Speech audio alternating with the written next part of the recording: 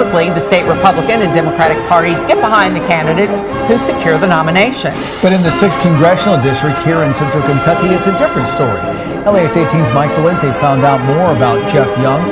I'm Geoff Young, and I'm a strong Democrat running against Andy Barr. I'm an expert in military and foreign policies, and I can beat Mr. Barr. No other Democrat can.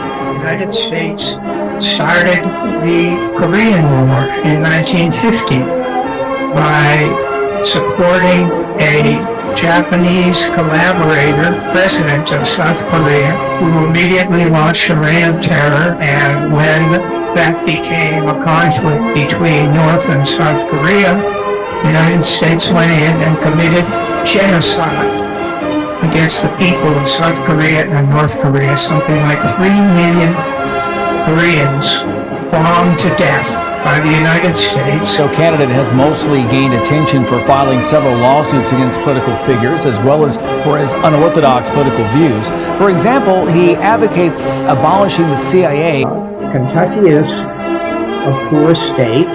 Our unjust, regressive tax system is one of the reasons. Vote for a winner next Tuesday, May 17th, Geoff Young. I'm Geoff Young, and I approve this message. Time tonight? Yeah! Yeah! Dare to struggle, dare to win! All right. Only peace can make America great again. Hands off Traore. Hands off Africa. Build the peace bridge. All right. So tonight, our first speaker is going to be Geoff Young. He's a CPI activist from Kentucky. He's the co-founder of the Kentucky Party, and he's been a frequent candidate for Congress. He's been 3 times candidate for governor in Kentucky, and he has a great message for us tonight. Give it up for Geoff!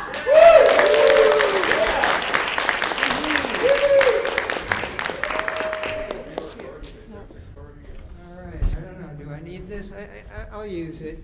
You gotta stay behind the video. You have gotta to? stay behind it because he's got the camera. Oh, all right. I can move around a little. Yeah, I'll stand out here. Yeah, it's good to help So, us. Yeah.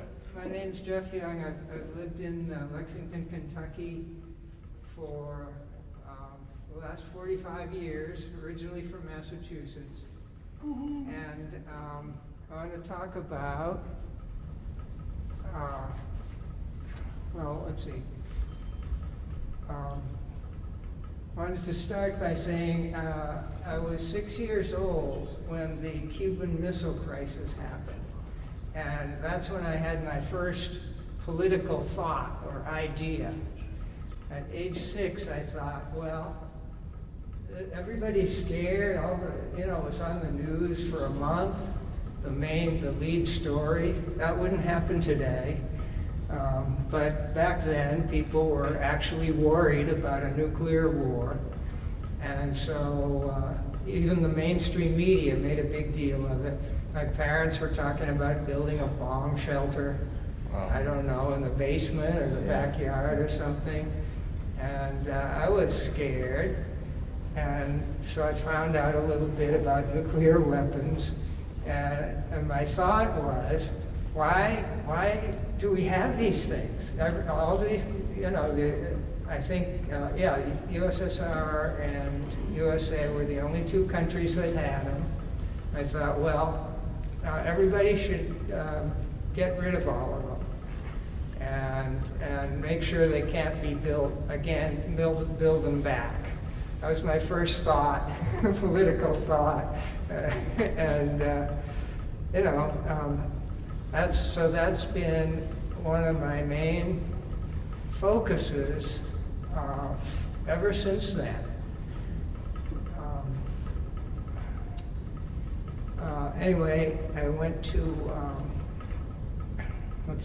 I read the autobiography of Gandhi at an early age, and I was inspired by the idea of major political change using nonviolent methods.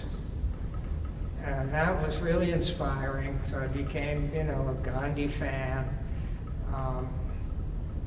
Then in my junior year of high school, I went through a libertarian phase, lasted about a year, like 10th grade, Ayn Rand and that stuff. And then I discovered Noam Chomsky, read a couple of his first books on politics. They're both about the Vietnam War. They also had sections on the Israeli-Palestinian conflict. And I realized that what I'd been learning from the news, from Reader's Digest, Newsweek, TV, a lot of that was just propaganda. So a typical Noam Chomsky book on politics is, okay, here's a place in the world where the United States is behaving very badly and killing a lot of people and overthrowing governments. All of it's illegal. All of it violates the UN Charter. And the other half of the book, interspersed with the bad news, is here's how the mainstream media, New York Times, Washington Post, are covering it up and spinning it so as to make it acceptable to the American people. So they don't challenge it and organize and stop the war in Vietnam. So I used that approach ever since in analyzing mainstream media news articles. I can go through any article about a foreign country or a conflict anywhere in the world from Washington Post and say, all right, the opening sentence is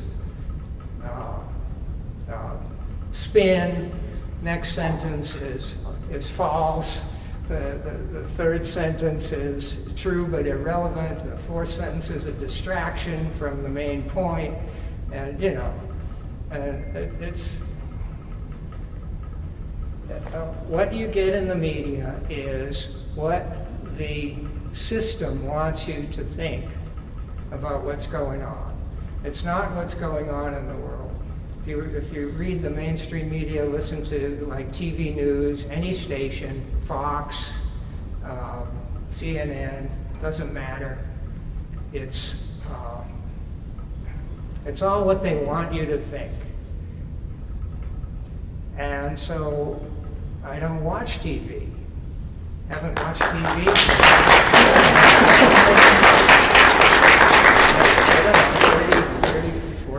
35 years.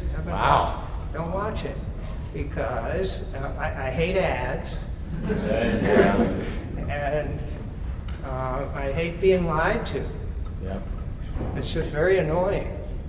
It makes me mad. And so, Makes us all mad, Geoff. I get everything, all my information from the web now that was invented. Party politics. It's great to have all these parties, but the two big parties make it impossible for any third party to actually take power. And CPI has never been a political party and no plans to do so.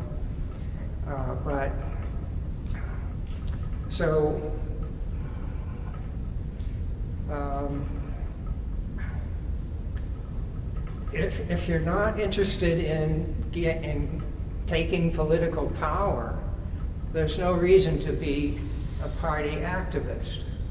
It's pretty much the only way you can do it in this country. So for years I thought, well, maybe the Democratic Party could be reformed. Mm-hmm. Decades I thought that. And, didn't start running for office until 2012. I had worked at state government in Frankfurt for 15 years in the Energy and Environment Cabinet, learned a lot about energy efficiency and renewables, retired 5 years earlier than typical. Most people put in 20 years at the state. I retired after 15 and became a full-time peace and environmental activist, and just kind of lived off savings from the paying job.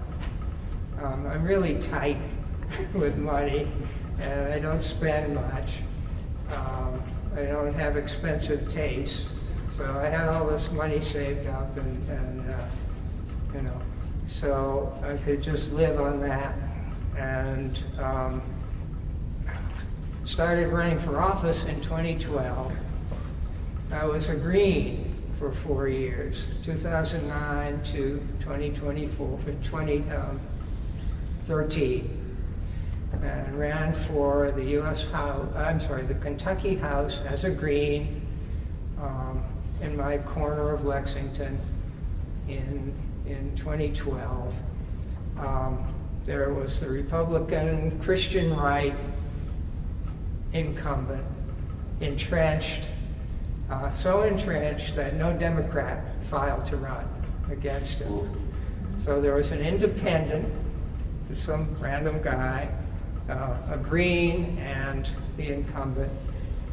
And you know, I thought, well, I'm going to debate the two of them, and you know, we'll just see whose ideas are better. And of course, the Republican never debated anyone.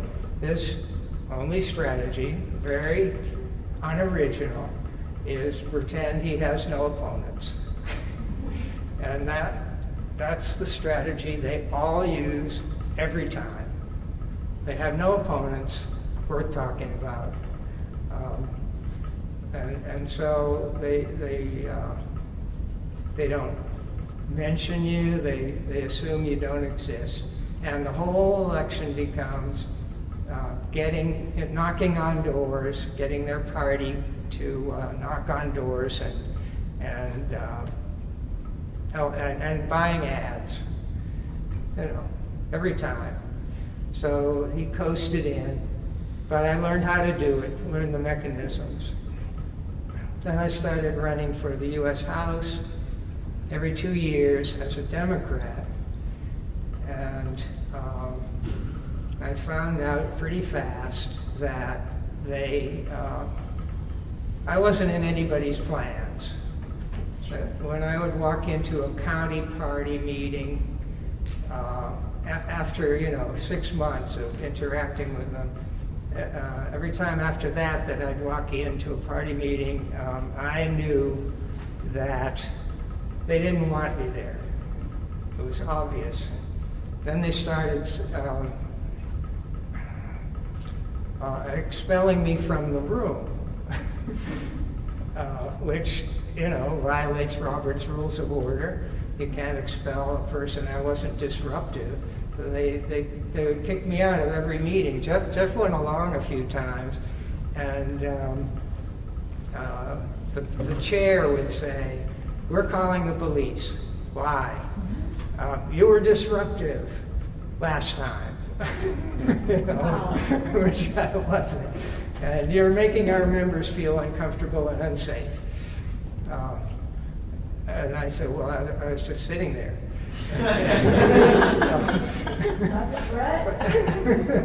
But anyway, so we would go, I would wait a few minutes, and then when I thought the police were going to come, I went out the back door, and we'd chat with the police for an hour and a half while they had their meeting, and then everybody would go home.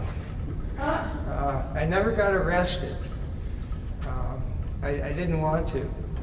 There was no reason to do that. I think, intentionally getting arrested is a waste of time now in the United States.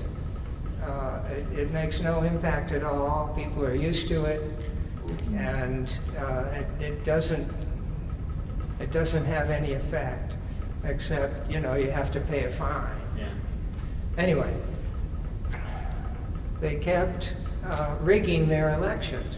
And the main way they do it is by pretending that the outsider doesn't exist and giving huge amounts of in-kind contributions to their favorite candidate. In-kind means, they help them, they go out and knock doors for that one person, or a slate of favorites that they like, and pretend that he has no challengers, which they're supposed to report all in-kind contributions to the Kentucky Registry of Election Finance, keeps careful track of every cent spent, but they never report it. And it's like the way we've always done it for the last 100 years. And we have a right to select our nominee. We have a right to rig every primary we want to, because we have put in all the work, and the rank and file Democrats haven't done any work, and we've worked hard. So we have a right to rig it. So they do. Same thing on the Republican side. In 2020, I changed parties, ran as a Republican for the U.S. House of Representatives, and the Republicans were more polite. They weren't as nasty as the Democrats, but they did exactly the same thing. Pretend I didn't exist. They'd give me 3 minutes to talk during the monthly county party meeting. And they do exactly the same rigging. And so I started suing them. I'm not a lawyer, but I said, okay, we have a law that says the leadership of a party cannot rig its election. Didn't say that in those words, but it said this is what it means. Every circuit court judge granted motions to dismiss, and they're filed immediately after I file the complaint, and they say, Mr. Young failed to state a claim upon which relief can be granted. And I was claiming things, but they violated this law that says you can't rig your election. They gave in-kind contributions. That's not legal. So these accusations could obviously be granted by a jury, but it never got even to the discovery phase. The judges would always say, no, he never stated a claim upon which relief could be granted. I'd appeal it to the Kentucky Court of Appeals, and they would say, they wouldn't even say what I had alleged. They would say the circuit court dismissed this case, and we uphold the decision. They did no analysis. They didn't actually do any work. They just said, this is what the circuit court said, and we agree, and go away. So I'd go to the Kentucky Supreme Court, and they said, well, the circuit court and the Court of Appeals said he didn't state a claim, and we agree. Or else they wouldn't hear it at all. And then I'd appeal it to the U.S. Supreme Court, learned how to do that, and they would just say, petition for certiorari denied. So that would be the end of that case. But it would take a year or two to get to that point. The outcome was always the same. All right, so I concluded that of the 3 branches of government in Kentucky and the United States, legislative, executive branch, judicial branch, that the judicial branch is by far the most corrupt branch. Judges, lawyers, simply ignore the law or violate it whenever they want. It doesn't matter what party, it doesn't matter who the defendants are. They're all defending the system. Their loyalty is to the system and to the establishment. So the legal system, if anything needs to be reformed, that's the part that needs to be reformed quickest. Because if you don't have a legal system, there are no checks and balances. They can do whatever they want, and the judge is always going to say, well, no problem here, move along. Okay, so why a third party? This was Geoff Sebesta's idea, basically, to have a new party called the Kentucky Party. I was interested in, maybe becoming an affiliate of the Green Party of the United States, all that. So 3 people in 2024, we got together and wrote bylaws for the Kentucky Party. And the 3 people were working on this. Geoff, Anna Keller, and me. And they convinced me over a period of weeks that, no, we don't want to tie ourselves to the Green Party of the United States. They've got a lot of baggage. They have a platform that's like over 100 pages long. And there's something in there, many things in their platform that every American can hate. They can go through it and find, 5, 6 things that they disagree with, and then they say, well, Green Party, forget it. So we were very careful to put almost nothing about our platform in our bylaws. The pillars of the Kentucky Party are pro-peace, which includes anti-war, anti-nuclear weapons, anti-imperialism, and anti-genocide. And in fact, all of the dozen or so members of the planning committee were involved in working on stopping the genocide in Gaza in 2024. So that's the core of our founding group. And the second pillar is end corruption in Kentucky, and that's it. And you can say it in 30 seconds. You can say, okay, here's our platform. Right anti-war, anti-corruption. Right on.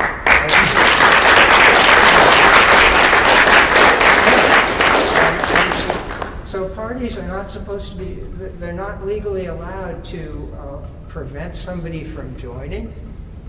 If somebody signs up and registers as a Kentucky Party member, there's no way to kick them out.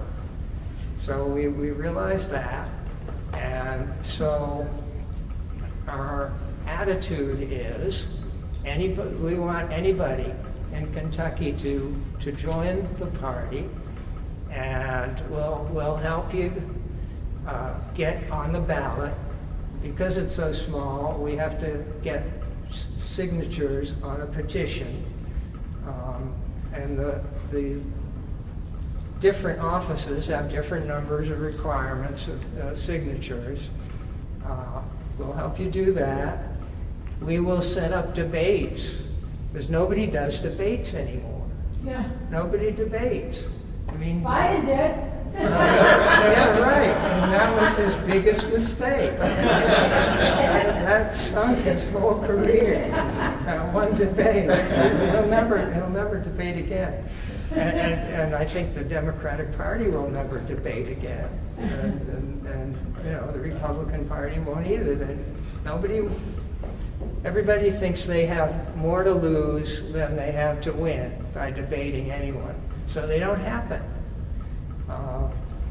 So we're all about debates. If there's an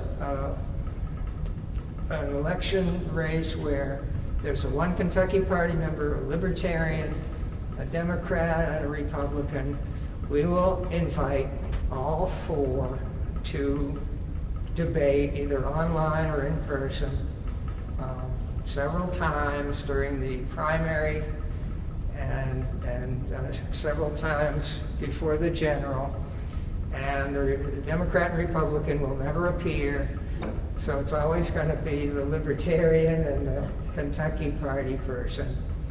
And if it's only a Kentucky Party person who accepts, we'll just research, we'll go to the websites of the Republican Democrat and say, all right, here's their position on this issue, and what do you think about that?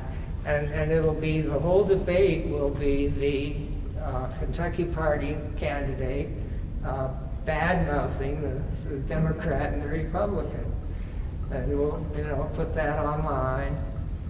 And at least we're trying to inform voters of who the choices are. Yeah.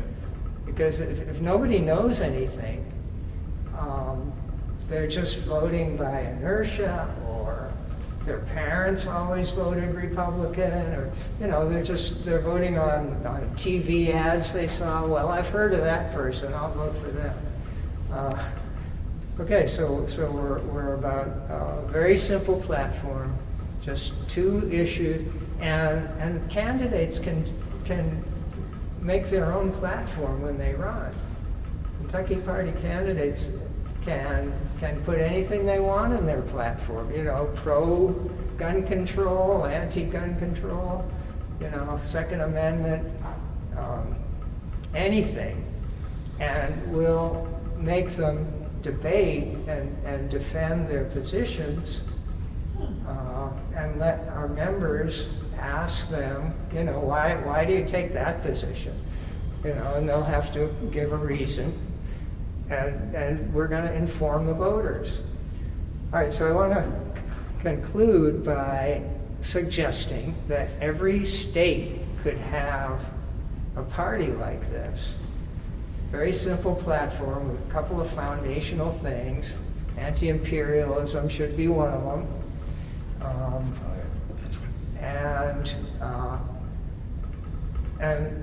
Every state could do it and provide a real alternative to the two big parties, and provide a forum for informing the voters. And we have all kinds of ideas, about helping people learn how to represent themselves in court in case that situation comes up, and how to be more informed about what all the offices are for. There's zillions of elected officers in every state. You can always find something to run for. And encouraging people to run and say, okay, no big deal if you don't win the first time. We'll help you as much as we can. We probably won't have any money to give you. But you can run a campaign on, a few $100s if you want, or if you're poor. You don't have to put in a whole bunch of money. And we want to start getting Kentucky Party members on the ballot. My priorities are Kentucky House and Kentucky Senate.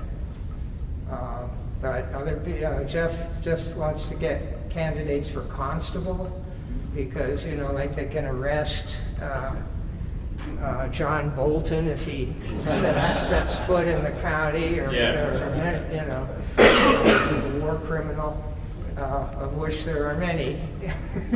All of them. In Washington.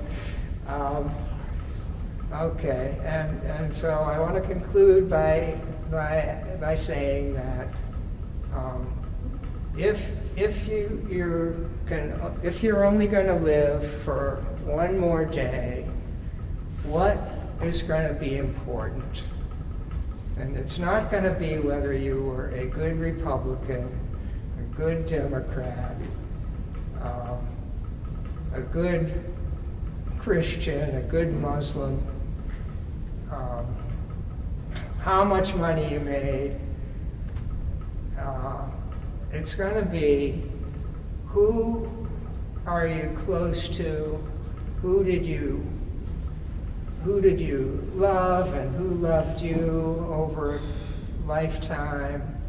It's going to be the people that you lived with and worked with that are the most important when your life comes to that point. Thank you.